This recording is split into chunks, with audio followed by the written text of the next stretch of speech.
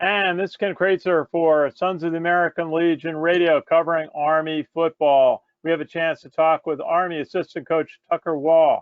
And Tucker, how are you doing today? How was practice? I heard it was pretty intense out there. It was a good pads day, intense practice. We got a lot done today for sure. Now, you've been coaching I got to remind people, you're Army's longest tenured coach. Is it 17 or 18 years you've been on the staff? I believe I'm starting my 18th. Thanks for reminding me of how old I am, but it's been a great run, and there's no place else I'd rather coach for sure. But I think it's going on 18 right now, Ken. Well, that's great. Now you've coached. Well, tell us about the guys you're coaching now first. Tell us about. We just heard from Dominic DeStefano. We've talked to Artis Hobbs. Tell us about some of the slotbacks and running backs that you're working with. Well, we really have three great leaders right now in Artis Hobbs, Dominic DeStefano, and Jordan Blackman, three seniors that do a great job leading our unit. And we have some really quality young guys in Brandon Walters, who's doing a fantastic job, and Terrell Robinson, who's a newcomer actually that's working his way into the mix, and Tyler Tyler's also doing a fantastic job. Good group overall. Absolutely. Now, for you, I mean, recruiting is such a big part of it, and you've got a new class of players in. We saw them on our day. We saw them at some of the events joining the class of Corps Cadets. What is it like for you to go through all you do in recruiting and then finally see the players out on your practice field that you've been recruiting for a number of years? It's like Christmas, to see what you've been working on for so long. But honestly, it's never exactly what you think that it might be. There's always a few guys that maybe you didn't think would help you right away that are nice surprises. And we certainly have a few of those this year. So it's really a good class overall. Very good. Now, recruiting is something that doesn't get a lot of attention as far as how much work it is for the coaching staff. You're talking to high school coaches, you're traveling, you're making phone calls. What is involved? What's sort of like the things that you do in recruiting, the key activities? Well, it's entirely about building relationships, and from Coach Monken on down to the rest of the staff. This is, in those 18 years that I've been here, this is the best recruiting staff that I've ever been a part of. These guys do a great job identifying the talent, identifying those that would have military academy interest, identifying those with quality academics, and then building a relationship with those people. And once they see, which is a little bit problematic this year with the pandemic, obviously, but once they see West Point and they meet the players on our team, those are the two greatest selling points that we have. And those that would be interested in a military lifestyle are automatically more interested once they see campus. Yeah, does it make a difference when you talk to a potential player if they have military in their background? Is that something that stands out?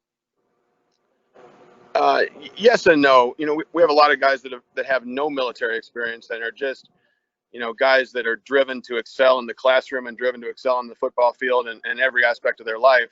And that's what brings them to West Point initially. And then ultimately they figure out that, hey, when I graduate and I hang up my cleats and I go on to the rest of my life, the military is really the best part of this thing.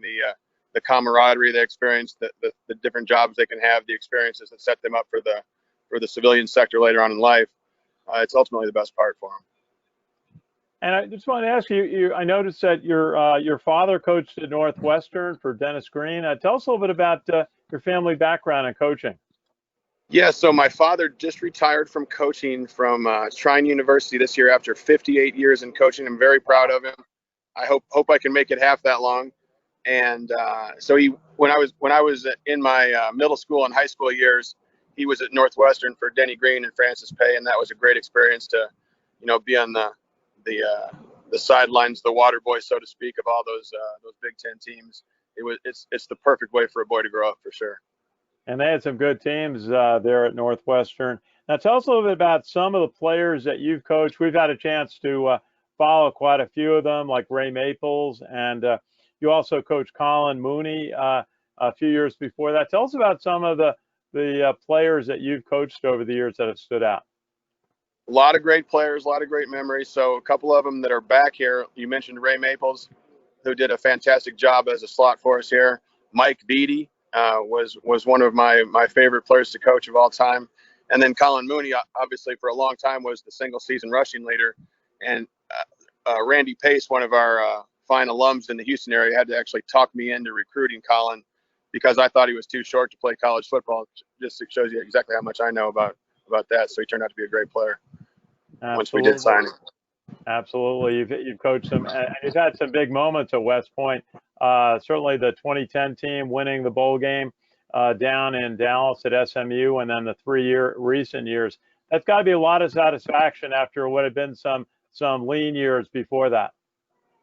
Well, every time I've taken the field in those 18 years, I thought we were going to win. So I don't think of them as lean years, but I certainly enjoy the Service Academy victories for sure, more than any other. There's college football is a great game, and the best games in college football are the Service Academy rivalries for sure. That's good. Now you look really good, upbeat, and healthy today. I understand you are battling a health challenge. How's it going? How do you feel?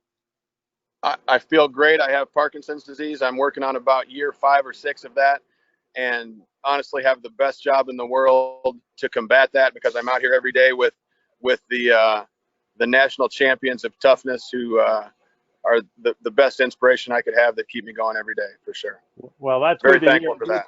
And good to see you. Really look well, and we look forward to hopefully being up there in person the not too distant future.